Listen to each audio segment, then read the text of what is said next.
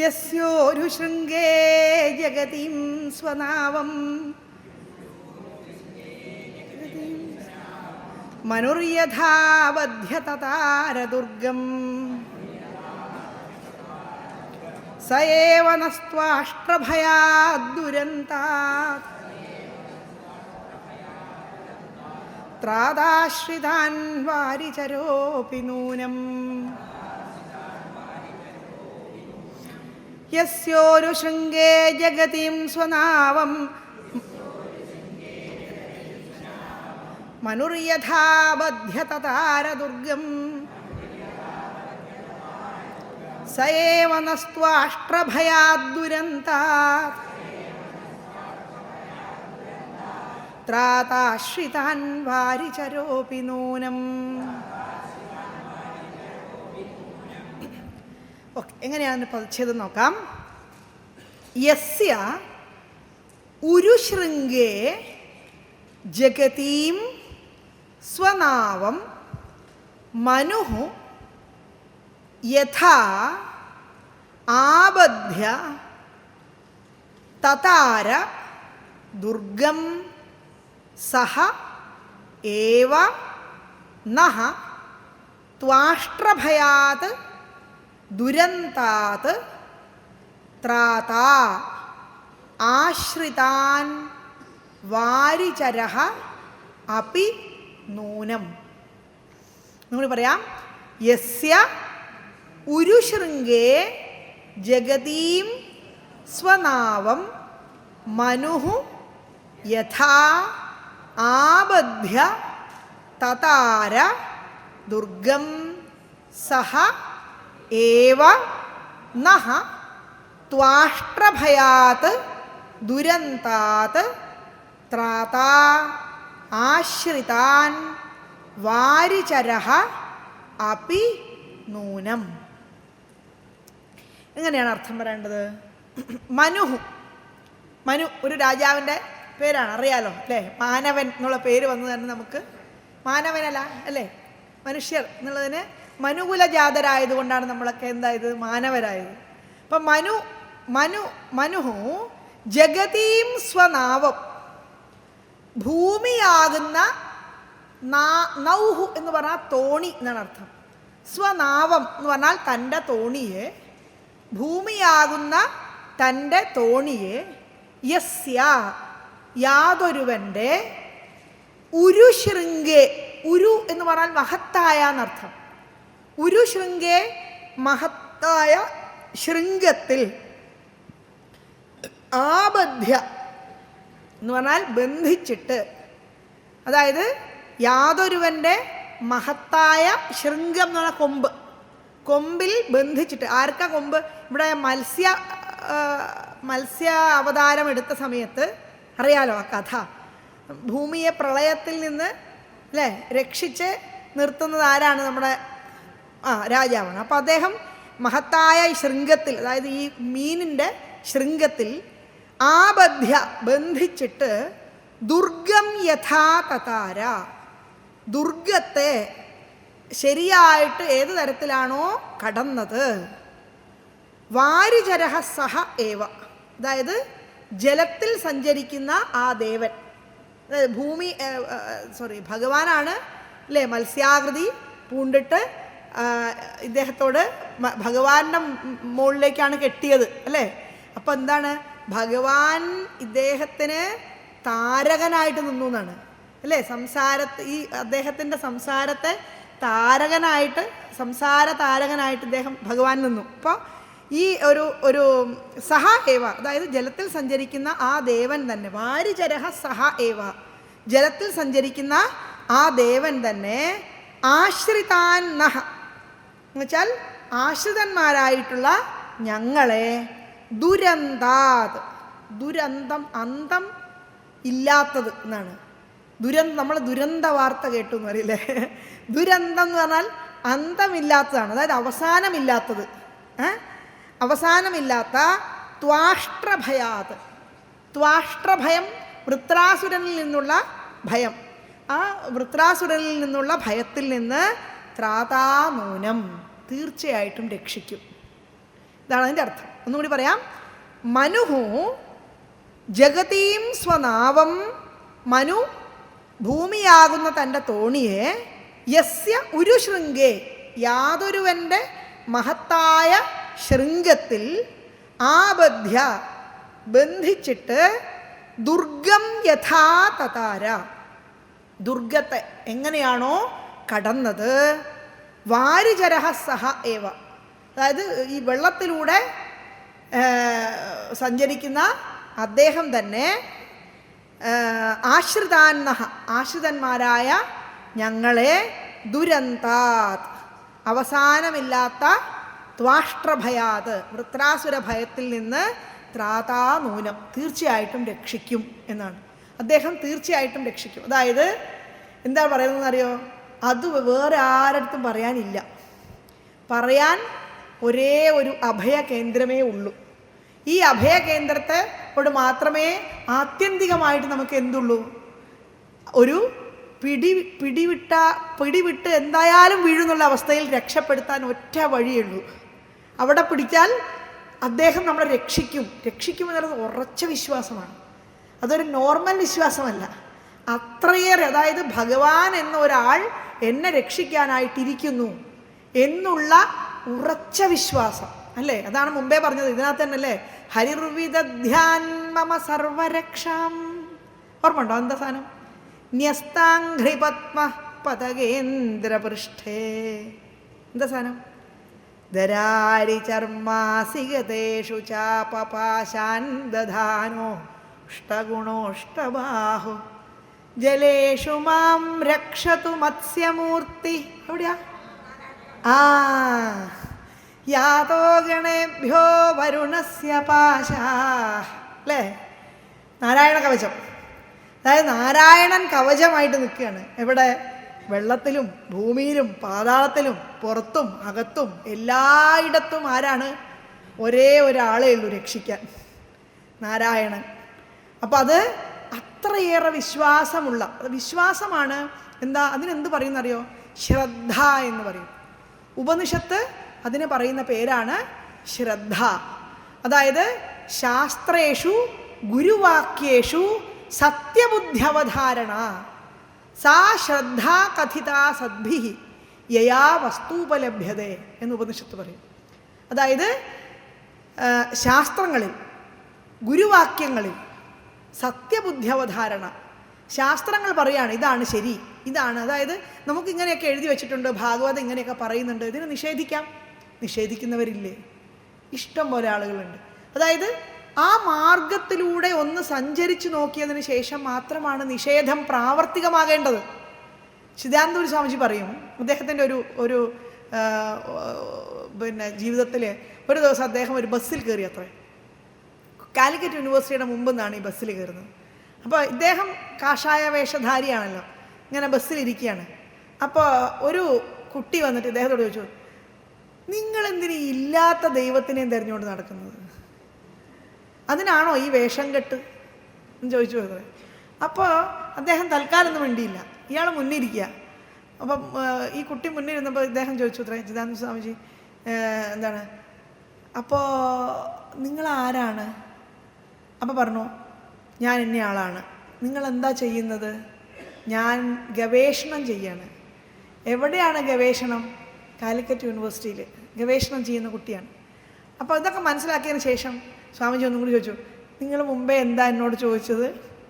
അപ്പോൾ അല്ല, ഇല്ലാത്ത ദൈവത്തെ കാണാൻ വേണ്ടിയാണോ നിങ്ങൾ ഈ വേഷം കെട്ടി നടക്കുന്നത്? അതാണ് ചോദിച്ചത്. അപ്പോൾ സ്വാമിജി പറഞ്ഞു അത്രേ, ഇല്ലാത്ത ദൈവമാണെന്ന് നിങ്ങൾക്ക് എങ്ങനെ മനസ്സിലായി? അല്ലുണ്ടെങ്കിൽ കാണണ്ടേ, അല്ലാണ്ട് അവിടെ എന്നാൽ കാണിച്ചു തരൂ എന്ന് പറഞ്ഞു അത്രേ. അപ്പോൾ സ്വാമിജി പറഞ്ഞു, ഞാനൊരു കാര്യം ചോദിക്കട്ടെ, ഈ ബസ് എങ്ങനെയാണ് മുന്നോട്ട് പോകുന്നത് എന്ന് ചോദിച്ചോളൂ. ബസ്സിലാണല്ലോ ഇരിക്കുന്നത്, ഈ ബസ് എങ്ങനെയാണ് മുന്നോട്ട് പോകുന്നത് എന്ന് ചോദിച്ചോളൂ. അപ്പോൾ കുട്ടി പറഞ്ഞു, ഡ്രൈവർ ഓടിച്ചിട്ട്, അല്ലാണ്ട് എങ്ങനെയാണ്? അപ്പോൾ ഞാൻ ചോദിച്ചത് 1ാം ക്ലാസ്സിലെ കുട്ടിയോടല്ല, ഞാൻ ചോദിച്ചത് യൂണിവേഴ്സിറ്റിയിലെ ഗവേഷണ വിദ്യാർത്ഥിയോടാണ് എന്ന് പറഞ്ഞു. അപ്പോൾ പറഞ്ഞു അത്രേ, അത് പിന്നെന്താ യാന്ത്രികോർജം മറ്റേ ഊർജ്ജമാകുന്നു, മറ്റേ ഊർജ്ജം ഈ ഊർജ്ജമാകുന്നു. അതിന് കുറച്ച് തിയറി പഠിക്കണം, അതിങ്ങനെയൊന്നും പഠിച്ചാൽ പോരാ എന്ന് പറഞ്ഞു. അതായത് എന്താണ് സ്റ്റാറ്റിക് എനർജി അല്ലേ, പിന്നെ മറ്റേ കൈനറ്റിക് എനർജി ആവുന്നു, ഈ കൈനറ്റിക് എനർജി ഇതിങ്ങനെ കത്തുമ്പം മറ്റേതാവുന്നു, അതാവുന്നു, ഇതാ കുട്ടി തിയറി എക്സ്പ്ലെയിൻ ചെയ്യാൻ തുടങ്ങി. അപ്പോൾ ഈ തിയറിയൊക്കെ നിങ്ങൾക്ക് മനസ്സിലായിട്ടുണ്ടല്ലേ. അപ്പോൾ ഭഗവാൻ ഉണ്ടോ എന്നുള്ള തിയറി മനസ്സിലാക്കാൻ നിങ്ങൾ എന്താ അന്വേഷണം നടത്തി എന്ന് ചോദിച്ചു അത്രേ. അതിനും പഠിക്കണം കുറച്ച് തിയറി. അപ്പോൾ ആ തിയറി പഠിച്ചിട്ട് നിങ്ങൾ ആ വഴിയിലൂടെ ഒന്ന് സഞ്ചരിച്ചിട്ട് തന്നെ നിങ്ങളിതിനെ നിരസിക്കും. അതായത് ജസ്റ്റ് നിങ്ങളൊന്ന് സഞ്ചരിക്കും, അതിനുശേഷം ഇതുണ്ടോ ഇല്ലയോ എന്നൊരു അന്വേഷണം നടത്തൂ. അന്വേഷണം നടത്താൻ പോയവരൊക്കെ ഒന്നുകിൽ വിവേകാനന്ദനായിട്ടുണ്ട്, അല്ലെങ്കിൽ അരബിന്ദു ആയിട്ടുണ്ട്, അല്ലെങ്കിൽ ചിന്മയാനന്ദ സ്വാമിജി ആയിട്ടുണ്ട് അല്ലേ. ഇവരുടെയൊക്കെ ജീവിതം എടുത്തു നോക്കിക്കോളൂ, എല്ലാവരും നിഷേധിച്ചവരാണ്. അതായത് ഒരു കാലഘട്ടത്തിൽ ഇതാ പറയുന്നത്, സാ ശ്രദ്ധാ കഥിത ശാസ്ത്രേഷു ഗുരുവാക്യേഷു സത്യബുദ്ധ്യവധാരണ. ശാസ്ത്രത്തിലും ഗുരുവിൻ്റെ വാക്യങ്ങളിലും സത്യബുദ്ധിയോടുകൂടി അത് ശരിയാണോ എന്ന് പരിശോധിച്ചുകൊണ്ട് അതിനെ വിശ്വസിച്ചുകൊണ്ട്, അതായത് ഇനീഷ്യൽ സ്റ്റേജ് അതാണ്. അതിൽ വിശ്വാസം എന്ന് പറയുന്നൊരു സാധനമുണ്ട്. വിശ്വസിച്ചുകൊണ്ട് അതിനകത്തേക്ക് ഇറങ്ങി അത് പരിശോധിക്കാനുള്ള ഒരു സംഗതി അതാണ്. ശാസ്ത്രേഷു ഗുരുവാക്യേഷു സത്യബുദ്ധ്യവധാരണ സാ ശ്രദ്ധാ കഥിത സദ്ഭി. അതിനാണ് എന്ത് പറയുക, ശ്രദ്ധ എന്ന് പറയുക. അതായത് നീ ശ്രദ്ധിച്ച് കേൾക്ക് എന്ന് പറഞ്ഞാൽ അതാർത്ഥം. ശ്രദ്ധ എന്നുള്ള വാക്യത്തിന് ഉപനിഷത്ത് കൊടുക്കുന്ന നിർവചനം ഇതാണ്. അപ്പോൾ എന്താണ്, ഈ ഒരു ശ്രദ്ധ വന്നു കഴിഞ്ഞാൽ മാത്രമേ ഈ പറഞ്ഞ വിശ്വാസം ഉണ്ടാവുള്ളൂ. ഇതിൽ പറയുന്ന വിശ്വാസം എന്താണ്, അവൻ ഞങ്ങളെ രക്ഷിക്കും, അത് നിശ്ചയമാണ്. അതായത് ആ ശ്രദ്ധ ഉണ്ടായിട്ട് ആ വഴിയിലൂടെ സഞ്ചരിക്കാനുള്ള ഒരു മാർഗം ഈ ഇന്ദ്രന് തുറന്നു കിട്ടുകയാണ്. ശ്രദ്ധ എന്ന് പറഞ്ഞാൽ ദുരന്തം ഉണ്ടാവേണ്ടി വന്നു, പക്ഷേ ഈ ജീവിതത്തിൽ എന്തെങ്കിലുമൊക്കെ പ്രതിസന്ധി ഘട്ടങ്ങളിലാണ് എന്ത് ചെയ്യുന്നത്, പ്രതിസന്ധി ഘട്ടങ്ങളിൽ തടന്നു പോകുന്നവനെ വേദാന്തം ധീരൻ എന്ന് വിളിക്കില്ല. ധീരന് പ്രതിസന്ധി ഘട്ടത്തിൽ ഒരിക്കലും തളരാൻ സാധിക്കില്ല, അവൻ എഴുന്നേറ്റേ മതിയാവുള്ളൂ. അതായത് എന്ത് സന്ദർഭത്തിലും അചഞ്ചലമായ വിശ്വാസത്തെ, അതായത് അതിന് പറയുന്ന പേരാണ് തിതിക്ഷ എന്ന് പറയും അല്ലേ, വേദാന്തം പറയുന്ന പേരാണ്. അതായത് എന്താ തിതിക്ഷ എന്ന് പറഞ്ഞാൽ എന്താണ്, സഹനം സർവദുഃഖാനാം അപ്രതീകാരപൂർവകം അല്ലേ. എല്ലാ ദുഃഖങ്ങളെയും യാതൊരു പ്രതികാര ബുദ്ധിയുമില്ലാതെ സഹിക്കാനുള്ള ശേഷിയെയാണ് എന്ത് പറയുക, തിതിക്ഷ എന്ന് പറയും. അപ്പം തിതിക്ഷ അഭ്യസിക്കാൻ ജീവിതത്തിൽ നമുക്ക് ഓരോരുത്തർക്കും മുൻ ജന്മങ്ങളിൽ ചെയ്തു പോയിരിക്കുന്ന കർമ്മങ്ങളുടെ ഫലമായിട്ട് വരുന്ന തിതിക്ഷയെ അനുഭവിക്കാനാണ് സംസാരമാകുന്ന ഈ സാഗരമുള്ളത്. ഈ സംസാര സാഗരത്തിൽ പൈസ ഉള്ളവന് വേറെ എന്തെങ്കിലും ദുഃഖം, പൈസ ഇല്ലാത്തവന് പൈസ ഇല്ലാത്തത് കൊണ്ടുള്ള ദുഃഖം, അല്ലെങ്കിൽ വേറെ കുടുംബജീവിതം ഇല്ലാത്തവന് ജീവിതം ഇല്ല എന്നുള്ള ദുഃഖം, ഉള്ളവന് ഉണ്ടായിട്ടുള്ള ദുഃഖം, ഈ മാതിരി എന്തായാലും ദുഃഖമില്ലാത്തൊരവസ്ഥയില്ല. ഏതെങ്കിലും തരത്തിൽ അവനെ ദുഃഖം ബാധിച്ചു കൊണ്ടേയിരിക്കും. ഈ ദുഃഖത്തിൽ നിന്ന് കരകയറണമെങ്കിൽ ഈ ശരീരമായിട്ട് ബന്ധപ്പെട്ട ഈ വിഷയങ്ങളിൽ നിന്ന് നമ്മൾ ഇതൊന്നുമല്ല ആത്യന്തികമായ സത്യം എന്നുള്ള ഒരു സത്യം മനസ്സിലാക്കിയേ മതിയാവും. അതുകൊണ്ട് വേദാന്തം പറയും, ഈ ശരീരം ഇവിടെ ഉപേക്ഷിച്ച് ആ ശരീരം കൊണ്ട് ചെയ്തിരിക്കുന്ന കർമ്മഫലങ്ങളിലൂടെ അല്ലെങ്കിൽ അതിൻ്റെ ചിന്താപദ്ധതികളിലൂടെ ഇതിൻ്റെ കർമ്മത്തിലൂടെ സഞ്ചരിച്ചതിന് ശേഷം ആ ആ ചെയ്തിരിക്കുന്ന വാസനാബലത്തിനനുസരിച്ച് അടുത്ത ശരീരത്തിലേക്ക് അയാൾ പ്രവേശിക്കുന്നു അല്ലേ. ഗതാസൂൻ അഗതാസൂൻശ്ച നാനുശോചന്തി പണ്ഡിതാഹ അല്ലേ. ഗതാസൂൻ മരിച്ചുപോയവരെ കുറിച്ചും ജീവനുള്ളവരെ കുറിച്ചും പണ്ഡിതന്മാരായിരിക്കും. ആരായി പണ്ഡിതൻ? കുറേ MAയും PhD മറ്റേതൊന്നും എടുത്തവൻ പണ്ഡിതനല്ല. പണ്ഡിതൻ എന്ന് പറഞ്ഞാൽ ആരാണ്? പണ്ഡ എന്നുള്ളതിന് ആത്മവിഷയാ ബുദ്ധി എന്നാണ് ശങ്കരാചാര്യർ വ്യാഖ്യാനിക്കുക. ആത്മവിഷയകമായിട്ടുള്ള ബുദ്ധിയുള്ളവനാണ് പണ്ഡിതൻ. അല്ലാത്തവനെ പണ്ഡിതൻ എന്ന് വിളിച്ചിട്ടൊരു കാര്യമില്ല, അവൻ കിടന്ന് നിലവിളിക്കും.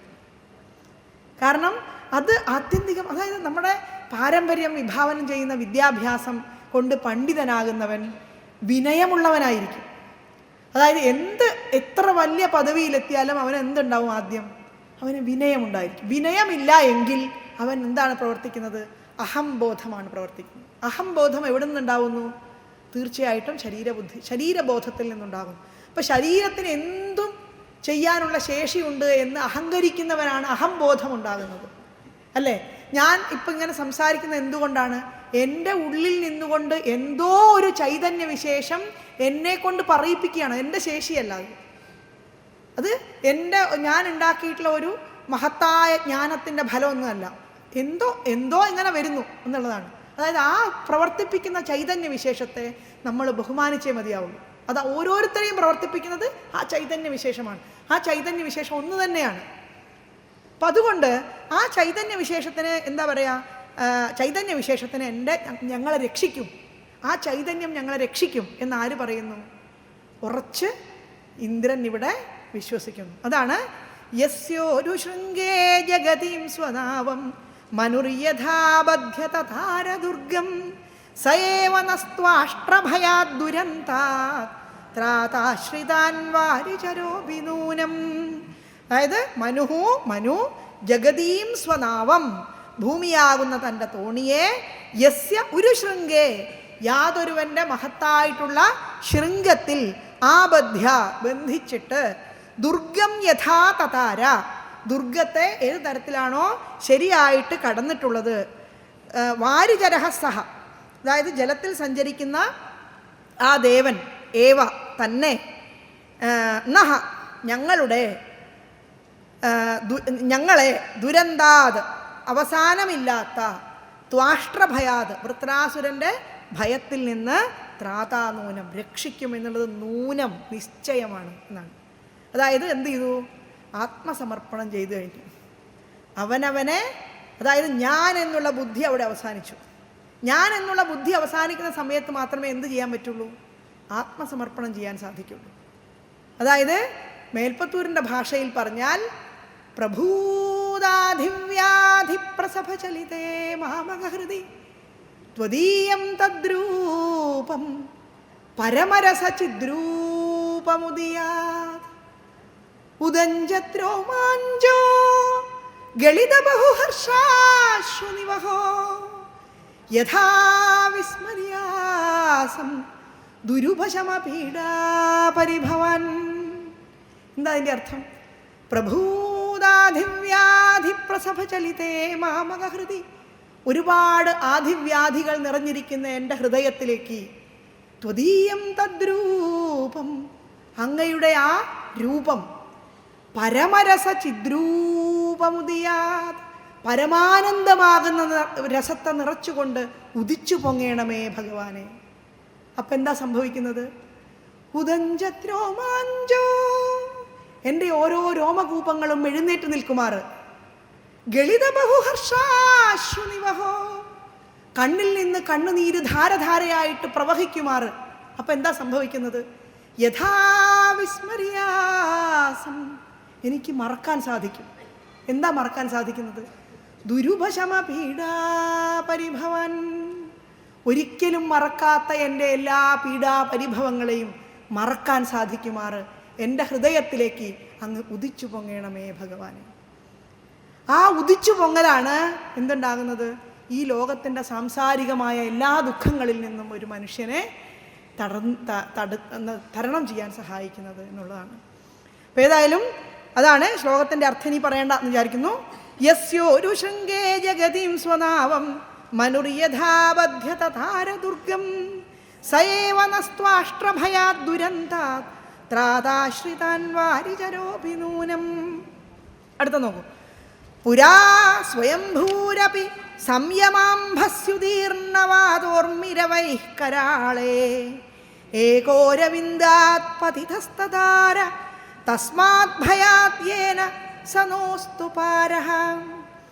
പുരാ സ്വയംഭൂരപി സംയമാംഭസ്യുദീർണവാദോർമിരവൈഃ കരാളേ ഏകോരവിന്ദാത് പതിതസ്തദാര തസ്മാത് ഭയാത് യേന സനോസ്തു പാരഃ.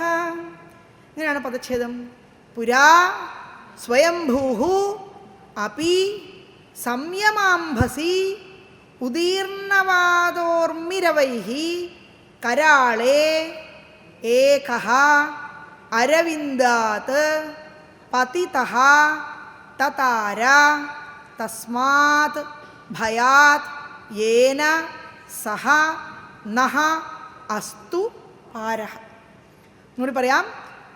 പുരാ സ്വയംഭൂഹു അപി സംയമാംഭസി ഉദീർണവാതോർമിരവൈഹി കരാളേ ഏകഃ അരവിന്ദാത് പതിതഃ തതാര തസ്മാത് ഭയാത് യേന സഹ നഹ അസ്തു പാരഃ.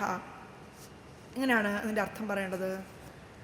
പുരാ, പുരാ എന്നുള്ളതിന് പണ്ട് എന്നർത്ഥം.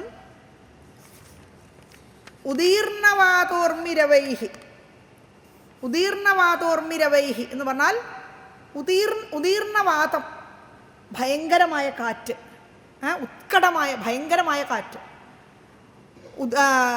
ഊർമി അതിൻ്റെ തിരമാല ആണ്. രവൈഹി എന്ന് വെച്ചാൽ അതിൻ്റെ ശബ്ദങ്ങളെ കൊണ്ട്, അതായത് ഭയങ്കരമായ കാറ്റ് കൊണ്ട് ഉണ്ടായിട്ടുള്ള തിരമാലകളുടെ നാദം ഉണ്ടല്ലോ. കടലിൽ വല്ലാണ്ട് കാറ്റടിക്കുമ്പോൾ തിരമാലയ്ക്ക് ഒരു ശബ്ദം ഉണ്ടാവും, വരുന്ന ഊന്നിട്ട് ശബ്ദത്തോടു കൂടിയാണത് പുറത്തേക്ക് വരുന്നത്. അതാണ് ഉദീർണവാതോർമിരവൈഹി, ഉത്കടമായ കാറ്റുകൊണ്ടുണ്ടാകുന്ന തിരമാലകളുടെ നാദങ്ങളെ കൊണ്ട്. കരാളേ ഭയങ്കരമായ. സംയമാംഭസി പ്രളയജലത്തിൽ, അതായത് ലോകം മുഴുവൻ എന്താകാൻ പോവുക, ഈ ജലത്തിൽ അങ്ങോട്ട് മുങ്ങാൻ പോവുക. അപ്പോൾ സ്വാഭാവികമായിട്ട് നമ്മുടെ സുനാമി ഇല്ലേ, അതുമാതിരി വരും തിരകൾ. അപ്പോൾ ഒന്നാകെ ലോകത്തെ മുഴുവൻ മുങ്ങാൻ പാകത്തിന് ഇങ്ങനെ അടിച്ചു വരികയാണ് വെള്ളം. ഇങ്ങനെ ആ പ്രളയജലത്തിൽ അരവിന്ദാത് താമരയിൽ നിന്ന് പതിതഃ വീണു. ആര്? ഏകഃ സ്വയംഭൂഹു അല്ലേ. ഏകഃ എന്ന് പറഞ്ഞാൽ അസഹായ എന്നർത്ഥം, അതായത് സഹായമില്ലാതെ ഒറ്റ ഒരാളായ സ്വയംഭൂഹു ബ്രഹ്മാവ്. അതായത് ഈ വെള്ളം അങ്ങനെ അടിച്ചു വരുമ്പോൾ ബ്രഹ്മാവ് എന്ത് ചെയ്തു? ആരുടെ നാഭിയുടെ മുകളിലിരിക്കുന്ന താമരയുടെ മുകളിലാണ് ആരുള്ളത്? ബ്രഹ്മാവ് ഉള്ളത് അല്ലേ. വിഷ്ണുവിൻ്റെ നാഭിയിലിരിക്കുന്ന താമരയുടെ മുകളിലാണ് ബ്രഹ്മാവ് ഉള്ളത്. അപ്പോൾ ബ്രഹ്മാവ് ഇടയ്ക്കിടയ്ക്കില്ലേ, ബ്രഹ്മാവ് ഞാൻ എവിടുന്ന് ഉണ്ടായത് എന്ന് അറിയാൻ വേണ്ടിയിട്ട് അല്ലേ താമരയുടെ ഉള്ളിൽ കൂടി ഇറങ്ങുകയും പുറത്തുകൂടി തരികയും എന്തൊക്കെ ചെയ്തിട്ട് കാണാണ്ട് കഥയൊക്കെ നമുക്കറിയാം. അപ്പോൾ ഏതായാലും ഉത്കടമായ കാറ്റിനെ കൊണ്ടുണ്ടാകുന്ന തിരമാലയുടെ നാദങ്ങളാൽ ഭയങ്കരമായ പ്രളയജലത്തിൽ അരവിന്ദാത് താമരയിൽ നിന്ന് പതിതഃ താഴോട്ട് വീണ ഏകഃ സ്വയംഭൂഹു അപി ഈ ഒരു ബ്രഹ്മാവ്, അസഹായിയായ ബ്രഹ്മാവും യേന യാതൊരുവനെ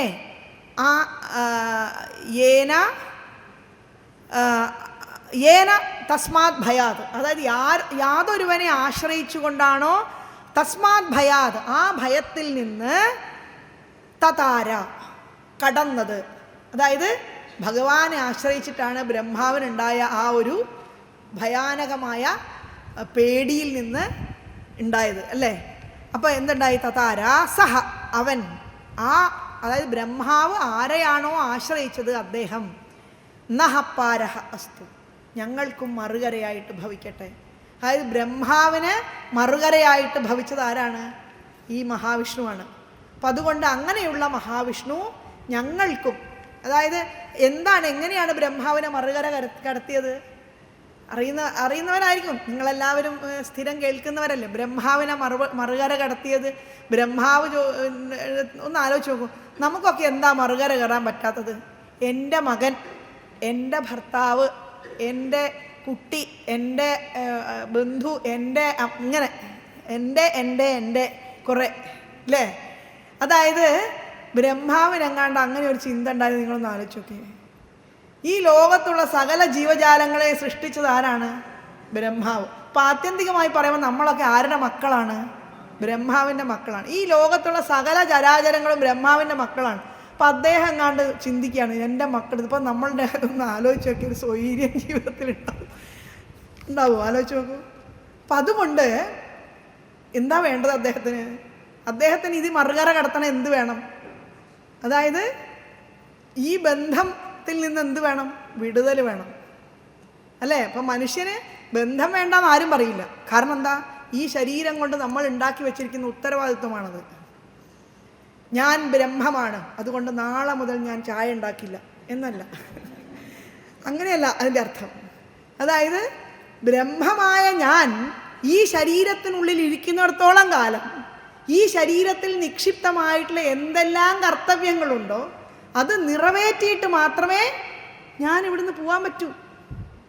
അതായത് അങ്ങനെ അനിതര സാധാരണമായ വൈഭവത്തോടു കൂടി അവനവൻ്റെ ഉത്തരവാദിത്വങ്ങൾ നിറവേറ്റുന്നവനാണ് യഥാർത്ഥമായ വാസനാബലമില്ലാതെയാകുന്നവൻ. അല്ലേ? ആലോചിച്ച് നോക്കൂ. ഇപ്പം എന്താണ് നമ്മുടെ പിക്കാസോ ഒരു ചിത്രം വരച്ചില്ലേ?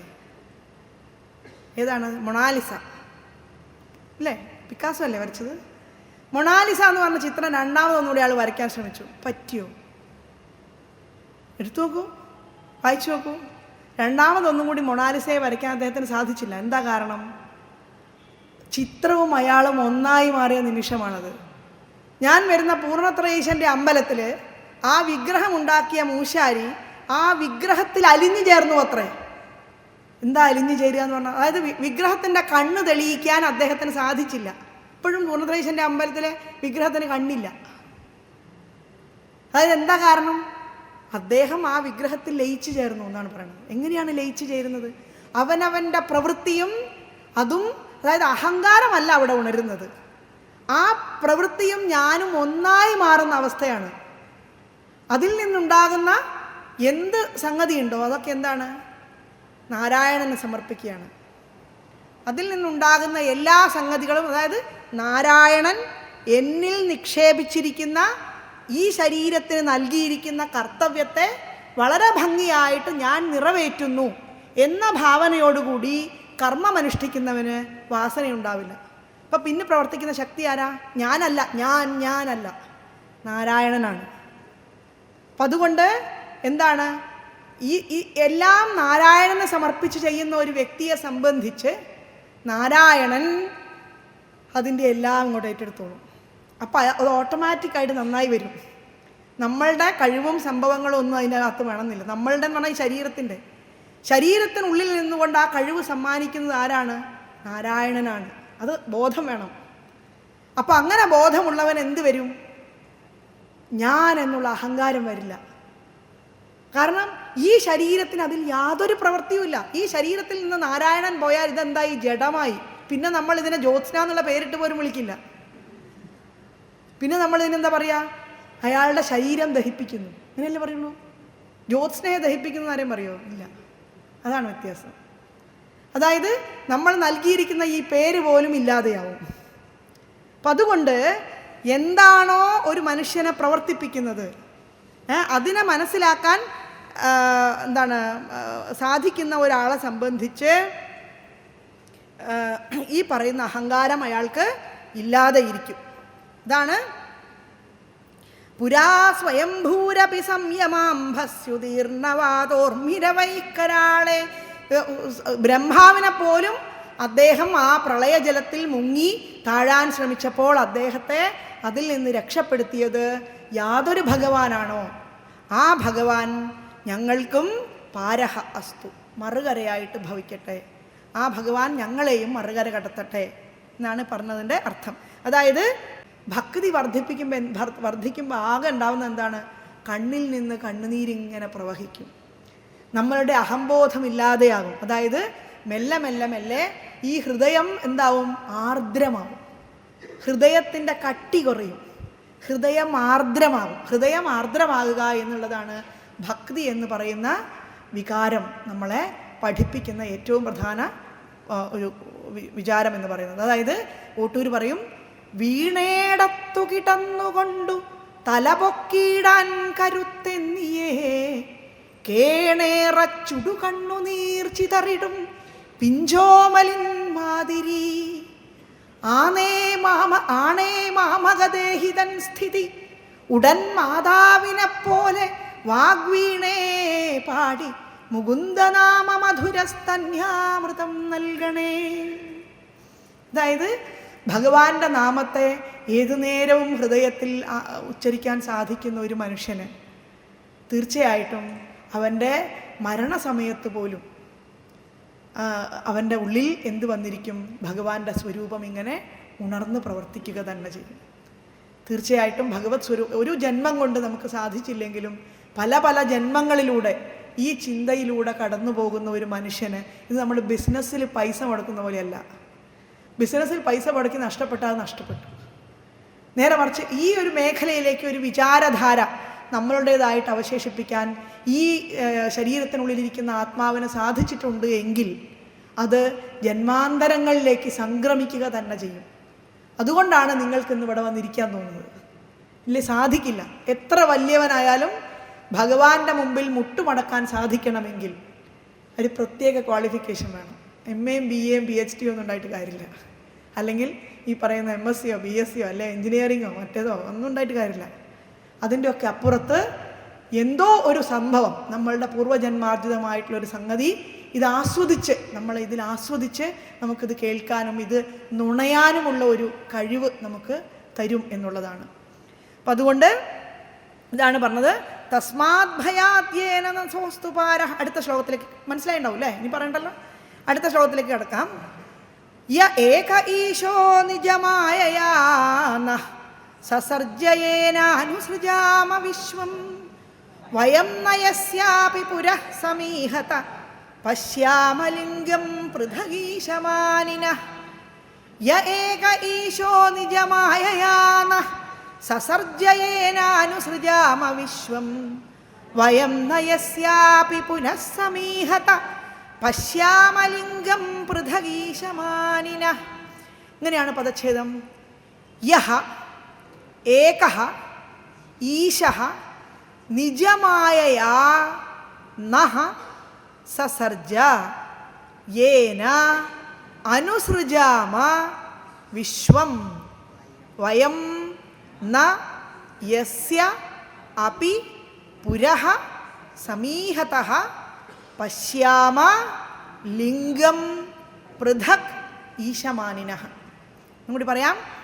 യഹ ഏകഃ ഈശഃ നിജമായയാ നഃ സസർജ യേന അനുസൃജാമ വിശ്വം വയം ന യസ്യ അപി പുരഃ സമീഹതഃ പശ്യാമ ലിംഗം പൃഥക് ഈശമാനിനഃ.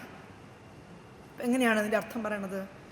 ഈശഃ യഹ, അതായത് ഈശ്വരനായിട്ടുള്ള യാതൊരുവൻ, ഏകഃ അസഹായഃ എന്നർത്ഥം. അതായത് ഈശ്വരനായിട്ടുള്ള യാതൊരുവൻ അസഹായനായിട്ട് മറ്റൊരാളുമില്ലാതെ ഏകനായിട്ട് നിന്നുകൊണ്ട് നിജമായയാ തൻ്റെ മായ കൊണ്ട് നഃ സസർജ ഞങ്ങളെ സൃഷ്ടിക്കുന്നു. ഈശ്വരൻ തൻ്റെ മായ കൊണ്ട് ഞങ്ങളെ സൃഷ്ടിക്കുന്നു. അതായത് നമ്മളൊക്കെ വ്യത്യസ്ത ശരീരങ്ങളോടുകൂടി ഇവിടെ നിലനിൽക്കുന്നു എന്നുള്ളത് എന്തുകൊണ്ടാണ്? ഈശ്വരൻ്റെ മായ കൊണ്ടാണ്.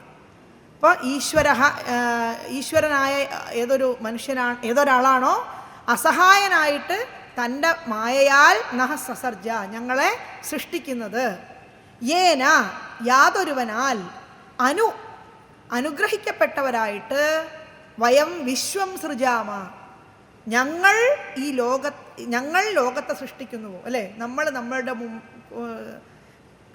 ചുറ്റും എന്തുണ്ടാക്കിയെടുക്കും? ഒരു നമ്മുടെ ലോകം ഉണ്ടാക്കിയെടുക്കും അല്ലേ? ഞങ്ങളുടേതായ ഒരു ലോകം ഉണ്ടാക്കിയെടുക്കും. അപ്പം അങ്ങനെ ഞങ്ങൾ ഈ ലോകത്തെ സൃഷ്ടിക്കുന്നുവോ. പുരഃ സമീഹതഃ എന്ന് വെച്ചാൽ മുമ്പിൽ പ്രവർത്തിക്കുന്ന യസ്യ യാതൊരുവൻ്റെ ലിംഗം രൂപത്തെ പൃഥഗീശമാനിനഃ, അതായത് വേറെയുള്ള ഈശ്വരന്മാർ എന്ന് അഭിമാനമുള്ള വയം. ആരാ പറയണത്? ഇന്ദ്രൻ. തീർച്ചയായിട്ടും അദ്ദേഹത്തിന് എന്തുണ്ട്? ഞങ്ങളുമൊക്കെ ഈശ്വരന്മാരാണ് എന്നുള്ള അഭിമാനമുണ്ട് അല്ലേ? ഈ ലോകത്ത് അങ്ങനെ ഒത്തിരി പേരുണ്ട്. ഞാനൊരു ഈശ്വരനാണെന്ന് വിചാരിക്കുന്ന എത്രയോ ആൾക്കാരുണ്ട്. അപ്പോൾ അതായത് ഈശ്വരന്മാരെന്ന അഭിമാനമുള്ള വയം ഞങ്ങൾ ന പശ്യാമി കാണുന്നില്ല. അതായത് ഈശ്വരനായ യാതൊരുവൻ ഒറ്റയ്ക്ക് തൻ്റെ മായ കൊണ്ട് ഞങ്ങളെ സൃഷ്ടിച്ചുവോ, യാതൊരുവനാൽ അനുഗ്രഹിക്കപ്പെട്ടവരായിട്ട് വയം വിശ്വം സൃജാമ ഞങ്ങൾ ലോകത്തെ സൃഷ്ടിക്കുന്നുവോ, പുരഃ സമീഹത മുമ്പിൽ പ്രവർത്തിക്കുന്ന യസ്യ യാതൊരുവൻ്റെ ലിംഗം രൂപത്തെ പൃഥകീശമാനിനഃ എന്ന് വെച്ചാൽ വേറെയുള്ള ഈശ്വരന്മാർ എന്ന് അഭിമാനിക്കുന്ന വയം ഞങ്ങൾ ന പശ്യാമി നിങ്ങൾ കാണുന്നില്ല. അതായത് അന്യപദാർത്ഥത്തിൻ്റെ യാതൊന്നിൻ്റെയും സഹായമില്ലാതെ തന്നെ, വേറൊരു പദാർത്ഥത്തിൻ്റെ സഹായം കൂടാതെ തന്നെ ഏതൊരു ഈശ്വരനാണോ തൻ്റെ മായാശക്തി കൊണ്ട് ഞങ്ങളെ സൃഷ്ടിച്ചത്, തന്നെയല്ല യാതൊരു ഈശ്വരൻ്റെ അനുഗ്രഹത്താലാണോ ഞങ്ങൾ ഈ വിശ്വത്തെ സൃഷ്ടിക്കുന്നത്, ആ ഈശ്വരനിൽ നിന്ന്, അതായത് ബ്രഹ്മാവാണല്ലോ സൃഷ്ടി നടത്തിയത്. അപ്പോൾ ബ്രഹ്മാവ് ഉൾപ്പെടുന്ന യാതൊരു ഈശ്വരന്മാർ ആണോ ഈ വിശ്വത്തെ സൃഷ്ടിക്കുന്നത്, ആ ഈശ്വരനിൽ നിന്ന് വേറിട്ടിരിക്കുന്ന ഈശ്വരന്മാരാണ് ഞങ്ങൾ. അതായത് ഞങ്ങളുടെ ഉള്ളിലുള്ള ഈശ്വരനെ ആരറിയുന്നില്ല, ഞങ്ങൾ തിരിച്ചറിയുന്നില്ല. ആരാ പറയണത്? ബ്രഹ്മാവ് അടക്കമുള്ളവരുടെ നേരത്തെ പറഞ്ഞ പോലെ കണ്ണിന് കണ്ണ്, മനമാകുന്ന കണ്ണ്, അതിന് കണ്ണായിരുന്ന പൊരുൾ, ആ പൊരുളിനെ ആരറിയുന്നില്ല? ബ്രഹ്മാവ് അടക്കമുള്ള, ഇന്ദ്രനടക്കമുള്ള ദേവതകൾ പോലും മനസ്സിലാക്കും. പിന്നെ നമ്മുടെ കാര്യം എന്ത് പറയാൻ? കാരണം അവർക്ക് നമ്മളെക്കാൾ സിദ്ധി ഉണർന്നവരാണ്, നമ്മളെക്കാൾ ഉയർന്ന തലത്തിൽ നിൽക്കുന്നവരാണ്, അല്ലേ? മനുഷ്യൻ ഇങ്ങനെ സ്റ്റെപ്പ് ബൈ സ്റ്റെപ്പായിട്ട് കയറിക്കൊണ്ടിരിക്കുന്നത്. അതായത് നമ്മൾ എന്ത് ചെയ്യും? ഇതിൽ ഓരോന്നിലും അതായത് നമ്മൾ പോകുന്ന വഴി യോഗ യോഗ യോഗ എന്ന് പറഞ്ഞുകൊണ്ട് ഇപ്പം ശരീരത്തിൻ്റെ കുറേ എക്സസൈസ് ചെയ്യുന്നതല്ല കേട്ടോ യോഗ. യോഗ എന്ന് പറയുന്നത് യോഗമാണ്. അത് യോഗം, ചിത്തവൃത്തി നിരോധമാണ് യോഗം. അതായത് ചിത്തവൃത്തിയെ നിരോധിക്കുക. ചിത്തവൃത്തി എന്ന് പറയുന്നത് മനസ്സാണ്. മനസ്സിൻ്റെ വൃത്തിയെ നിരോധിക്കുക എന്നതാണ് എന്ത് പറയുക? യോഗം എന്ന് പറയുക. അപ്പോൾ ഈ യോഗ എന്ന് പറയുന്നത് നമുക്ക് സാധനമല്ല. ഈ യോഗം കൊണ്ട് മനുഷ്യൻ എന്തുണ്ടാക്കും? ഒരു ഉയർന്ന തലത്തിലേക്ക് നമുക്ക് കുറച്ച്, നമ്മൾ ഈ ഒരു പദ്ധതിയിലൂടെ കുറച്ച് മുന്നോട്ട് പോയാൽ മെല്ലെ മെല്ലെ മെല്ലെ എന്ത് ചെയ്യുന്നറിയോ? നമ്മളുടെ ഉള്ളിലുള്ള ഓരോ ആവരണങ്ങളും നമ്മളിങ്ങനെ മുറിച്ചു കൊണ്ടേയിരിക്കും. ഈ ആവരണം മുറിച്ചൊരു പകുതി വഴി എത്തുമ്പോഴാണ് ആരാവുന്നത്? ദേവനാവുന്നത്. നമുക്ക് എന്ത് കിട്ടുന്നത്? സ്വർഗം കിട്ടുന്നത്. മനസ്സിലാവുന്നുണ്ടോ? അതായത് യമനായി നിൽക്കുന്നത്. യമൻ എപ്പം വേണമെങ്കിൽ താഴ്ത്ത് വീഴും. യമൻ തന്നെ പറയുന്നുണ്ട്, എനിക്ക് എപ്പോഴെങ്ങാണെങ്കിൽ ഈ പദവി പോകും. പക്ഷേ നചികേതസിനോട് ചോദിച്ചു, നിനക്ക് ഈ പദവിയിൽ ഏതെങ്കിലും ഒന്ന് വേണോ? ഇതൊന്നും എനിക്ക് വേണ്ട. നചികേതസ് നിഷേധിച്ചു. അതായത് നമ്മളാണ് എന്ത് ചെയ്യും? അണിമ അങ്ങോട്ട് ഉണരുകയാണ്, മഹിമ അങ്ങോട്ട് ഉണരുകയാണ്. അണിമ മഹിമാ ചൈവ ഗരിമാ ലഘിമാ തഥാ ഈശിത്വം ച വശിത്വം ച, അല്ലേ? ഇതൊക്കെ ഒരു മനുഷ്യനുണ്ടാവുന്ന എന്താ അണിമ എന്ന് പറഞ്ഞാൽ? നമ്മുടെ ഹനുമാൻ കാണിച്ചതുണ്ടല്ലോ, സുരസയുടെ വായി കൂടി ഒരു കടുകുമണിയോളം വലുപ്പത്തിൽ സുരസയുടെ വായി കയറി പുറത്തുനിന്ന് പോന്നു. അതിനാണ് എന്ത് പറയുക? അണിമ എന്ന് പറയും. ശരീരത്തെ ചെറുതാക്കാനുള്ള കഴിവ്. മഹിമ അതും ഹനുമാൻ ചെയ്തിട്ടുണ്ട്, അല്ലേ? വലുതാക്കി അങ്ങോട്ട് നിന്നു. ആരാവുമ്പോൾ ഈ വാലിൻ്റെ മുകളിൽ എന്ത് കെട്ടാൻ നോക്കിയപ്പോൾ, ചുറ്റാൻ നോക്കിയപ്പോൾ, അല്ലേ? വലുതാക്കി അങ്ങോട്ട് നിന്നു കൊടുത്തു. സുരസയുടെ മുമ്പത്ത് നിൽക്കുന്നുണ്ട്, അല്ലേ? ഈ അങ്ങനെ നിന്നു കൊടുത്തു. അതിനെയാണെന്ത് പറയുക? മഹിമ. ലഘിമ എന്ന് പറഞ്ഞാൽ എന്താ? വെയിറ്റ്, കനം കുറഞ്ഞ പാറ്റ പോലെ ഇങ്ങനെ പറന്ന് കിടക്കുന്ന സാധനമായിട്ട് മാറുക. ഈ കഴിവുകളൊക്കെ മനുഷ്യനിൽ ഈ വഴിയിലൂടെ സഞ്ചരിക്കുമ്പോൾ ഉണരും. പക്ഷെ നമ്മൾ എന്ത് ചെയ്യും? ഇതൊക്കെ ഇങ്ങനെ എന്തോ ഒരു പവർ എനിക്ക് കിട്ടിയിട്ടുണ്ട് കേട്ടോ, അതിലങ്ങോട്ട് അഹങ്കരിക്കും, അല്ലേ? അഹങ്കരിക്കാതിരിക്കാൻ മനുഷ്യന് സാധിക്കില്ല. നേരെ വീഴും താഴോട്ട് പഴയ പോലെ. അതായത് നമ്മൾ അതുവരെ ഉണ്ടാക്കി വെച്ച എല്ലാ കഴിവും അവിടെ അവസാനിച്ചു. ഇതിൻ്റെ മുകളിൽ അഭിരമിക്കുമ്പോൾ, അതായത് ഇതല്ല ആത്യന്തികമായ സത്യം എന്ന് മനസ്സിലാക്കുന്നവന് മാത്രമേ എന്ത് പറ്റുള്ളൂ? മുന്നോട്ട് പോകാൻ പറ്റുള്ളൂ. ഇല്ലെങ്കിൽ ഈ ഒരു സംഗതിയിൽ നമ്മളിങ്ങനെ അഭിരമിച്ച് നമ്മൾ ഓരോരുത്തരുടെ മുന്നിൽ പോയി നിന്നിട്ട് ശരീരം അങ്ങോട്ട് വലുതാക്കും, ഇന്ന് മറ്റവൻ്റെ മുന്നിൽ പോയി നിന്ന് ശരീരം അങ്ങോട്ട് ചെറുതാക്കും, അല്ലേ? ഇത് കാണിച്ച് ആഹാ അയാൾക്ക് കുറേ കഴിവുണ്ട് കേട്ടോ, പിറ്റേ ദിവസം വരും ഒരു 10,000 ആൾക്കാർ ഇത് കാണാൻ, അല്ലേ? അയാൾ വലുതാവുന്നതും ചെറുതാവുന്നതും പറക്കുന്നതും ഇരിക്കുന്നതും, അല്ലേ? അതായത് മനുഷ്യൻ്റെ സ്വഭാവം ഞാൻ പറയുന്നത്, ഇത് ഓരോ ഘട്ടങ്ങളാണ്. ഈ വഴിയിലൂടെ പോകുന്നവനുണ്ടാകുന്ന പ്രത്യേകമായ കഴിവുകളുടെ ഓരോരോ ഘട്ടങ്ങളാണ്. ഈ ഘട്ടങ്ങളിലൂടെയൊക്കെ കടന്നു പോയതിന് ശേഷം ഇതൊന്നും എനിക്ക് ആവശ്യമില്ല, കാരണം എന്താ? ഇതൊന്നും ശാശ്വതമല്ല എന്നുള്ളത് മനസ്സിലാക്കുന്നവൻ എന്ത് ചെയ്യും? ഇതൊന്നും എനിക്ക് വേണ്ട, എനിക്ക് ആ അവസാനത്തെ സ്റ്റെപ്പ് മതി. നചികേതസ് പറഞ്ഞ പോലെ, അതായത് മൃത്യുവിൻ്റെ രഹസ്യം എനിക്ക് വേണം. എന്താണ് മൃത്യുവിൻ്റെ രഹസ്യം? ഇത് മനസ്സിലാക്കാൻ കഴിവുള്ള എത്ര മനുഷ്യൻ ഇവിടെ ഉണ്ടാവും? ആലോചിച്ച് നോക്കൂ. അതാണ് എന്താണ് ഭഗവത്ഗീത പറയും, 10,000 ആളുകൾ കേട്ടാൽ അതിലൊരുവൻ ഈ വഴിക്ക് വരും. അല്ല, ഒരു 10 പേര് ഈ വഴിക്ക് വരും. ആ 10 പേരുടെ കൂട്ടത്തിൽ ഒരുവൻ എന്നെ മനസ്സിലാക്കും. ഭഗവത്ഗീത പറയും. അതായത് 10,000 ആളുകൾ ഈ വഴിയിലൂടെ വന്നാൽ അവരിൽ 10 പേര് ഈ എൻ്റെ കൂടെ വരും. ആ 10 പേരിൽ ഒരാൾ എന്ത് ചെയ്യും? എന്നെ മനസ്സിലാക്കും. അതാണ് അത് അത് ആ ഒരു ഒരു ഒരു അതായത് നമ്മളുടെ ഉള്ളിൽ ഈ ഒരു വിചാരം ഉറച്ച് ഉറച്ച് ഉറച്ച് ഉറച്ച് ഉറച്ച് വരണം. അത് അത്രയും ഉറക്കുക എന്ന് പറഞ്ഞാൽ, ഞാനും ഇപ്പം ഇങ്ങനെ പ്രസംഗിക്കാന്നല്ലാതെ ഇത് എനിക്കൊന്നും ഉറച്ചിട്ടൊന്നും അറിയാമെന്നല്ല, പക്ഷെ ഇതാണ് സംഭവം എന്നറിയാം. ഇതാണ് സംഭവം എന്ന് മനസ്സിലാക്കിയിട്ടുണ്ട് മാത്രം. കാരണം അത് ഉറയ്ക്കാൻ അത്ര എളുപ്പമില്ല. അത് നമ്മളുടെ നിരന്തരമായ പരിശ്രമം. അതാണ് ഞാൻ പറഞ്ഞത്, എനിക്ക് നിങ്ങളെപ്പോലെ ഇരുന്ന് ഭാഗവതം ഇതേപോലെ വായിക്കാനുള്ളൊരു അവസരം കിട്ടുന്നില്ല എന്നുള്ളതാണ്. അതായത് ജീവിതത്തിൽ നമുക്ക് ജീവിക്കാൻ നമുക്ക് കാശ് വേണം, അല്ലേ? മക്കളെ വളർത്തേണ്ടത് നമ്മുടെ ഉത്തരവാദിത്വമാണ്. അപ്പം അതുകൊണ്ട് ജോലി ചെയ്തേ പറ്റുള്ളൂ. ഇതൊക്കെ ശരീരത്തിൽ നിക്ഷിപ്തമായ കർത്തവ്യം തന്നെയാണ്. അപ്പം അതുകൊണ്ട് ആ പരിപാടിയൊക്കെ എടുക്കാണ്ടിരിക്കാൻ പറ്റില്ല. അപ്പം അതിൻ്റെ ഇടയിൽ കൂടി പറ്റുന്ന പരിപാടിയല്ലേ നമുക്ക് പറ്റുള്ളൂ. അപ്പം അതുകൊണ്ട് ഏതായാലും ഇത് ഏക ഈശോ നിജമായയാന സസർജയേനാനുസൃജാമ വിശ്വം വയം നയസ്യാപി പുരസ്സമീഹത പശ്യാമലിംഗം പൃഥകീശമാനിന. അതായത് അന്യപദാർത്ഥങ്ങളുടെ സഹായം കൂടാതെ ഏകനായിട്ട് യാതൊരു ഈശ്വരൻ സ്വമായാശക്തി കൊണ്ട് ഞങ്ങളെ സൃഷ്ടിച്ചുവോ, യാതൊരു ഈശ്വരൻ്റെ കാരുണ്യം കൊണ്ട് ഞങ്ങൾ വിശ്വത്തെ സൃഷ്ടിക്കുകയും ആ ഈശ്വരനിൽ നിന്ന് വേറിട്ടിരിക്കുന്ന ഈശ്വരന്മാരാണ് ഞങ്ങൾ എന്നുള്ള അഭിമാനം കൊണ്ട് മാത്രം. ആ അഭിമാനം ഉണ്ടായാൽ പിന്നെ എന്താ? അന്തര്യാമിയായ ഈശ്വരനെ കാണുകയില്ല. ഞാൻ ഒരു ഈശ്വരനാണെന്ന് എനിക്ക് തോന്നിക്കഴിഞ്ഞാൽ പിന്നെ എൻ്റെ അന്തര്യാമിയായ ഈശ്വരനെ കാണാൻ എനിക്ക് സാധിക്കില്ല. അതാണ് വിനയം എന്ന് പറയുന്ന സാധനം വേണമെന്ന് പറയുന്നത്. എപ്പോഴാണോ അഹം എന്നുള്ള ബോധം അവസാനിക്കുന്നത്, അവിടെ മാത്രമേ എന്തുണ്ടാവുള്ളൂ? ഈ ഉള്ളിലുള്ള അഹത്തെ നമുക്ക് ദർശിക്കാൻ സാധിക്കുള്ളൂ. അത് എഴുത്തച്ഛൻ പറയും, ഞാനെന്ന ഭാവം അത് തോന്നായിക വേണമിഹ, തോന്നുന്നതാകിൽ അഖിലം ഞാനിതെന്ന വഴി തോന്നേണമേ വരദ നാരായണായ നമ. അല്ലേ? അതായത് ഞാൻ എന്നുള്ള ഭാവം ഭഗവാനെ എന്നെ കൊണ്ട് തോന്നിക്കല്ലേ. തോന്നുകയാണെങ്കിൽ, ഇനി അത് തോന്നിയേ പറ്റൂ എന്ന് അങ്ങേക്ക് നിർബന്ധമുണ്ടെങ്കിൽ, അഖിലം ഞാനിതെന്ന വഴി തോന്നേണമേ വരദ, ഇതെല്ലാം ഞാനാണ് എന്ന് എനിക്കൊന്ന് തോന്നിപ്പിച്ചു തരണേ എന്ന് പ്രാർത്ഥിക്കുകയാണ്.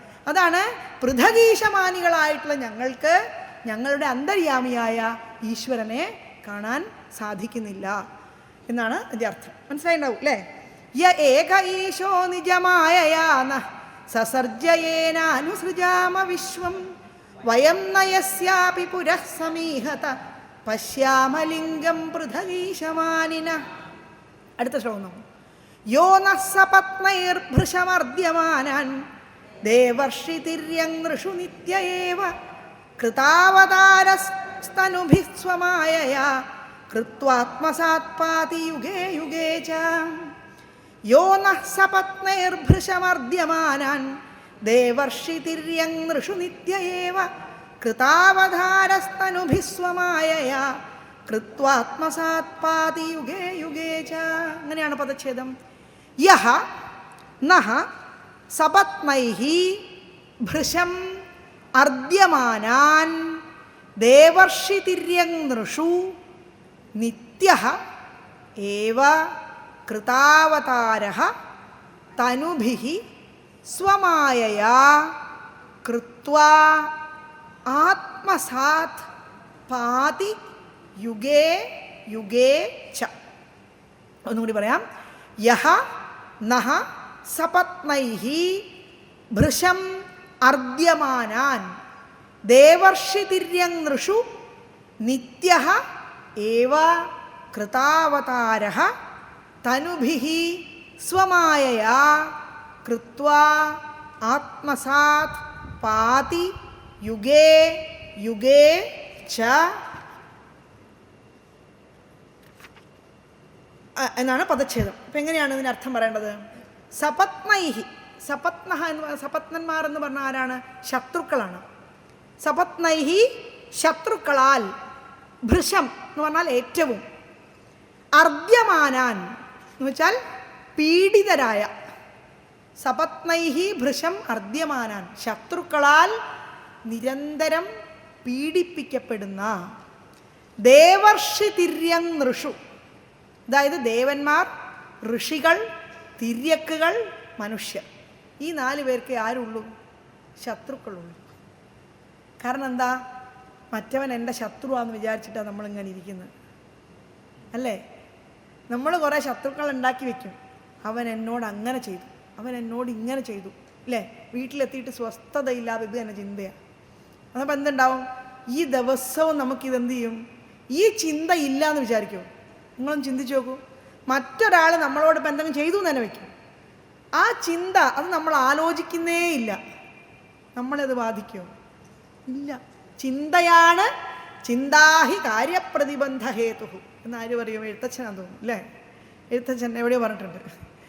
ചിന്താഹി, രാമായണം, ചിന്താഹി കാര്യപ്രതിബന്ധ ഹേതു. ചിന്തയാണ് എന്തുണ്ടാക്കുന്നത്?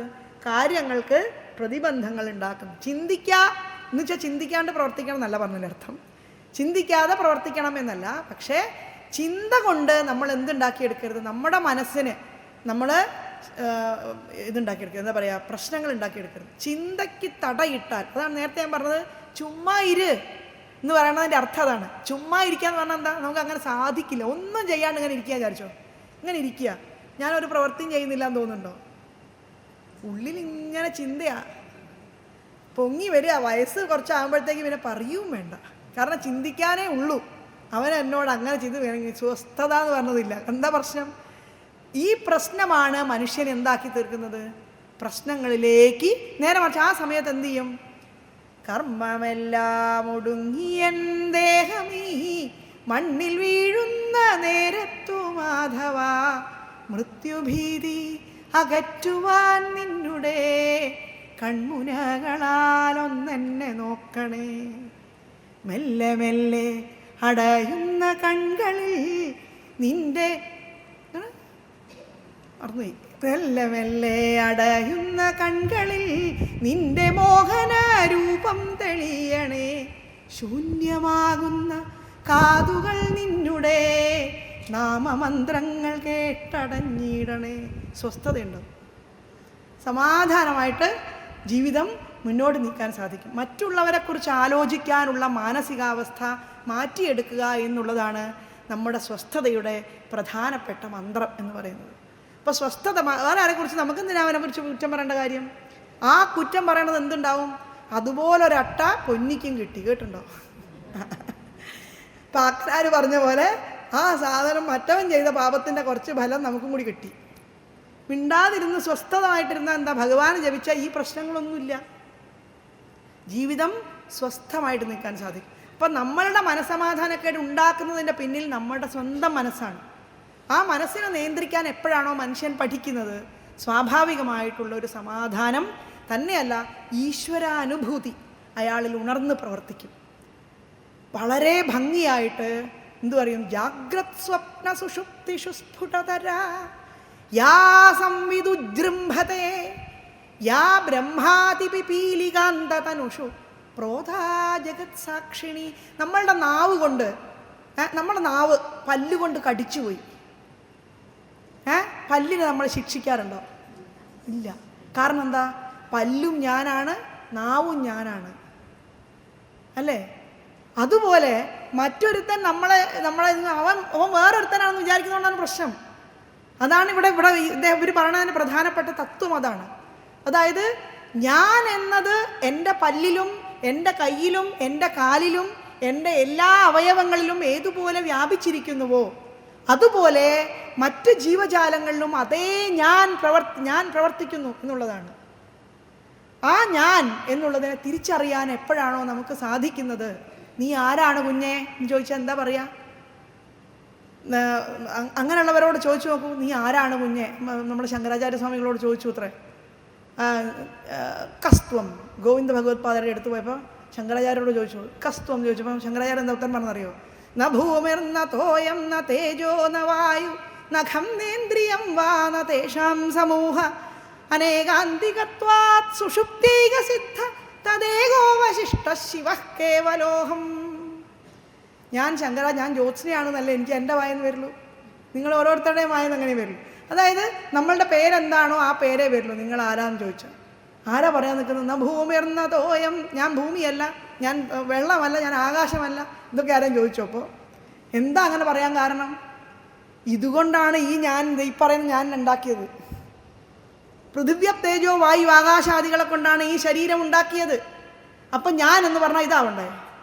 അല്ലേ? ന ഭൂമിർന്ന തോയം ന തേജോ ന വായു നഖം നേന്ദ്രിയം വാ. ഇന്ദ്രിയങ്ങളെ കൊണ്ടാണ് നമ്മൾ ഈ ലോകത്ത് സകല വസ്തുക്കളെയും തിരിച്ചറിയുന്നത്. കണ്ണില്ലേ നമുക്ക് എന്തെങ്കിലും കാണാൻ പറ്റുമോ? ഈ എഴുതി വായിക്കാൻ പറ്റുമോ? ചെവിയില്ലേ നമുക്ക് എന്തെങ്കിലും കേൾക്കാൻ പറ്റുമോ? അതായത് ഇന്ദ്രിയങ്ങളെ കൊണ്ടാണ് ഈ ലോകത്തിൽ നിന്നുള്ള സകല വിവരങ്ങളും നമ്മൾ സമ്പാദിക്കുന്നത്.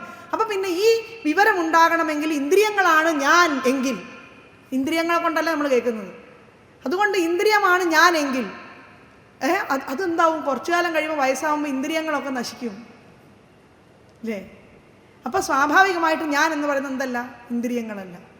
അപ്പോൾ അതാണ് ഞാൻ ചിദാനന്ദരൂപ ശിവോഹം ശിവോഹം, ആനന്ദസ്വരൂപനായ ശിവനാണ് ഞാൻ എന്ന് പറഞ്ഞാൽ ശിവൻ വേറൊരാളും വിഷ്ണു വേറൊരാളും ദുർഗ വേറൊരാളും മറ്റൊരാൾ വേറൊരാളും അല്ല. സ്ത്രീ പുരുഷ ഭേദം തന്നെ ഈ ലോകത്തിൻ്റെ വ്യവഹാരത്തിൽ അവരിൽ നിക്ഷിപ്തമായ കർമ്മത്തിൻ്റെ അടിസ്ഥാനത്തിലാണ് വരുന്നത്. കർമ്മഭേദമാണ് സ്ത്രീ പുരുഷ ഭേദം. എനിക്ക് പുരുഷൻ്റെ കർമ്മം മുഴുവൻ ചെയ്യണം എന്ന് വിചാരിച്ചിട്ട് പുരുഷൻ കുടിക്കുന്ന സാധനം മുഴുവൻ വലിച്ചു കുടിക്കുന്നതല്ല സ്ത്രീ സ്വാതന്ത്ര്യം. അപ്പം എന്താ ഉണ്ടാവുക? പുരുഷന് സ്ത്രീയിൽ നിക്ഷിപ്തമായ കർത്തവ്യം എന്താണ്? ഒരു കുഞ്ഞിനെ ജന്മം നൽകുക എന്നുള്ള കർത്തവ്യം സ്ത്രീക്ക് മാത്രമേ നിർവഹിക്കാൻ സാധിക്കുള്ളൂ. പുരുഷനത് നിർവഹിച്ചതായിട്ട് ആരെങ്കിലും കേട്ടിട്ടുണ്ടോ? അപ്പോൾ ആ കർത്തവ്യത്തിന് ആ ശരീരം ഉതകാതെയാവും, ഇല്ലേ? ഉതകാതെയാവും ഈ സാധനങ്ങൾ മുഴുവൻ വലിച്ചു കുടിച്ചാൽ. ഇതാണോ സ്വാതന്ത്ര്യം? അതായത് സ്വാതന്ത്ര്യം എന്ന് പറയുന്നതിന് നമ്മൾ കൊടുക്കുന്ന നിർവചനങ്ങൾ ഇങ്ങനെയൊക്കെയാണ് ഇന്നത്തെ കാലഘട്ടത്തിൽ. അതുപോട്ടെ, വേറെ വിഷയം. അപ്പോൾ ഏതായാലും എന്താ അതിൻ്റെ അർത്ഥം? സപത്നൈഹി, ശത്രുക്കളാൽ, ഭൃശം, ഏറ്റവും, അർദ്യമാനാൻ, പീഡിതന്മാരായ, നഹ, ഞങ്ങളെ, ദേവർഷി തിര്യങ് നൃഷു, അല്ലേ? ദേവന്മാർ, തിര്യക്കുകൾ, പക്ഷിമൃഗാദികൾ എന്നർത്ഥം. നൃഷു ഋഷി, ദേവർഷി, ദേവന്മാർ, ഋഷികൾ, തിര്യക്കുകൾ, മനുഷ്യർ. അതായത് ദേവന്മാർ, ഋഷിമാർ, പക്ഷിമൃഗാദികൾ, മനുഷ്യർ. ഇവരിൽ കൃതാവതാര, അവതാരത്തെ സ്വീകരിച്ച ഭഗവാൻ ഇവരിലൊക്കെയാണ് അവതാരം സ്വീകരിച്ചതല്ലേ? ദേവനായിട്ട് അവതരിച്ചു അല്ലേ? തിര്യക്കായിട്ട് മറ്റേ എന്താണ് മീനും പിന്നെ വരാഹവും ഒക്കെ ആയിട്ട് അവതരിച്ചു. ഹിരണ്യകശിപുവായിട്ട് മനുഷ്യനും മൃഗവും അല്ലാണ്ട് അവതരിച്ചു അല്ലേ? അപ്പം ദേവർഷി തിര്യങ് മനുഷ്യ, ഋഷിയായിട്ട് അവതരിച്ചതാരാണ്? പരശുരാമൻ അല്ലേ? പരശുരാമനായിട്ട് അവതരിച്ചു. അപ്പം ഇവരിൽ കൃതാവതാര, ഇങ്ങനെയൊക്കെ അവതാരത്തെ സ്വീകരിച്ച, നിത്യസ്വരൂപനായിട്ടുള്ള, യഹ, യാതൊരുവൻ, തനുഭിഹി, ആ മൂർത്തികളെ കൊണ്ട്, അതായത് ഈ സ്വീകരിച്ച ശരീരങ്ങളെ കൊണ്ട്, ആത്മസാത്കൃത്വ, ആത്മീയന്മാരായി കരുതിയിട്ട്, അതായത് ഈ എന്താണ് വരാഹം ഞാനല്ല എന്ന് വിചാരിച്ചില്ല, വരാഹം ഞാൻ തന്നെയാണ് അല്ലേ? അതായത് അത് ആത്മീയന്മാരായിട്ട് കരുതിയിട്ട് യുഗേ യുഗേ പാതി, ഓരോ യുഗത്തിലും നമ്മളെ സംരക്ഷിച്ചു കൊണ്ടേയിരിക്കുന്നു. ഇതാണ് അതിൻ്റെ അർത്ഥം. അതായത് യാതൊരു സത്യമൂർത്തിയായ ഭഗവാൻ നിജമായാശക്തികളെ കൊണ്ട് നമുക്ക് തോന്നിപ്പിക്കുകയാണ് ഇത് മനുഷ്യനാണ്, ഇത് മൃഗമാണ്, ഇത് മീനാണ്, ഇത് വേറൊരു സാധനമാണ് എന്നുള്ള തരത്തിൽ വ്യത്യസ്തമായ ശരീരങ്ങളെ സ്വീകരിച്ചുകൊണ്ട് വ്യത്യസ്തത നമ്മളെ ബോധ്യപ്പെടുത്തുകയാണ് എന്ത്? വിഷ്ണു എന്ന മായാശക്തി. അപ്പം ആ ബോധ്യപ്പെടൽ കൊണ്ട് ഈ വർഗങ്ങളിലൊക്കെ അവതരിച്ചിട്ട് ഈ അവതാരമൂർത്തികളെ കൊണ്ട്, ശത്രുക്കളെ കൊണ്ട് പീഡിതന്മാരായിരിക്കുന്ന ഞങ്ങളെ അവനവൻ്റേതെന്ന് കരുതി അല്ലേ? ഇത്രയൊക്കെ ഉള്ള ഇന്ദ്രനെ അവനവൻ്റേതെന്ന് കരുതി യുഗം തോറും ഓരോ യുഗങ്ങളിലും സംരക്ഷിക്കുന്നു അല്ലേ? യുഗം തോറും ഏതൊരാളാണോ നമ്മളെ രക്ഷിക്കുന്നത് ആ ഭഗവാനെ ഞങ്ങളിതാ ശരണം പ്രാപിക്കുന്നു. അതാണ് ദേവവർഗത്തിൽ വാമനാവതാരം വേണമെങ്കിൽ പറയാം അല്ലേ? ഋഷിവർഗത്തിലോ പരശുരാമാവതാരം പറയാം, മൃഗവർഗത്തിൽ നരസിംഹാവതാരം പറയാം, ഹയഗ്രീവൻ, വരാഹം, ഇതൊക്കെ മൃഗവർഗത്തിൽപ്പെട്ട അവതാരങ്ങളാണ്. മനുഷ്യവർഗത്തിൽ ശ്രീരാമൻ, ശ്രീകൃഷ്ണൻ ഇത്യാദികളായിട്ടുള്ള അവതാരങ്ങൾ പറയും. അപ്പോൾ ഇങ്ങനെയൊക്കെയുള്ള അവതാരം വ്യത്യസ്തമായ ശരീരങ്ങളെ സ്വീകരിച്ചുകൊണ്ട് ഇതെല്ലാം വ്യത്യസ്തനാണ് എന്ന് മായാശക്തി കൊണ്ട് നമ്മളെ ബോധ്യപ്പെടുത്തുന്നു. മായ നമ്മളിൽ വ്യാപരിപ്പിച്ചുകൊണ്ട് ഇവരെല്ലാം വ്യത്യസ്തരാണ് എന്ന് നമ്മളെ കൊണ്ട് തോന്നിപ്പിക്കുന്നു. അങ്ങനെ തോന്നിപ്പിച്ചുകൊണ്ട് യുഗങ്ങൾ തോറും ഞങ്ങളെ സംരക്ഷിച്ചു കൊണ്ടേയിരിക്കുന്ന അദ്ദേഹത്തിനായിക്കൊണ്ട് ഞങ്ങളുടെ നമസ്കാരം. ഇതാണ് ഈ പറഞ്ഞതിൻ്റെ താത്പര്യം. അപ്പോൾ ഒന്നും കൂടി ശ്ലോകം നോക്കൂ. യോ നഃ സപത്നൈർഭൃശമർദ്യമാനാൻ ദേവർഷിതിര്യംഷു നിത്യയേവ കൃതാവതാരസ്തനുഭിസ്വമായയാ കൃത്വാത്മസാത്പാതി യുഗേ യുഗേ ച. ഇനി പറയണോ? അർത്ഥം മനസ്സിലായിട്ടുണ്ടാവും അല്ലേ? അപ്പോൾ ഇത്രയുമാണ് നമുക്കിന്ന് ഇവിടെ അവസാനിപ്പിക്കാം. ഇന്ന് അവസാനിപ്പിക്കാം എന്നല്ല, എന്തെങ്കിലും സംശയം അതിന് കുറച്ച് സമയം കൊടുക്കണമെന്ന് പറഞ്ഞു. 1 മണിക്ക് അവസാനിപ്പിക്കണം, കുറച്ച് സമയം കൊടുക്കണം എന്ന് പറഞ്ഞു. നിങ്ങൾക്ക് എന്നേക്കാൾ കൂടുതൽ അതിനുള്ള സന്ദർഭം കിട്ടുന്നു എന്നുള്ളത് വളരെയേറെ ഈ ഒരു പ്രദേശത്തിൻ്റെ, ഈ ഒരു പ്രത്യേകതയുടെ, ഈ ഒരു സ്ഥലത്തിൻ്റെ, അതുപോലെ ഈ സ്വാമിജിയുടെ അങ്ങേയറ്റത്തെ അനുഗ്രഹത്തിൻ്റെ ഭാഗമാണ് എന്നുകൂടി പറഞ്ഞുകൊണ്ട് വാചാ മനസേന്ദ്രിയർവാ ബുദ്ധ്യാത്മനാ വാ പ്രകൃതേ സ്വഭാവാത് കരോമി യദ്യത് സകലം പരസ്മൈ നാരായണായേതി സമർപ്പയാമി.